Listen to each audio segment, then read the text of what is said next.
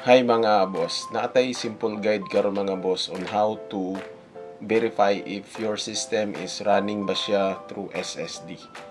So simple lang kay ni siya mga boss. So diri lang tas ato ang task menu. Diri kani siya mga boss, then i-right click lang, then choose task manager. Okay, so naay window nga ni pop out. So this is for task manager.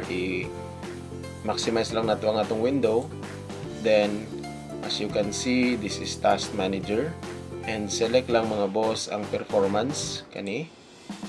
Then under sa performance, diri sa right side, select lang nato ning dist. So na may makita diha nga dist. So diri nato siya ma-verify, i-select lang nato siya. So naka indicate diri nga SSD, and diri sa right side pa diri ang iyahang storage, no, capacity.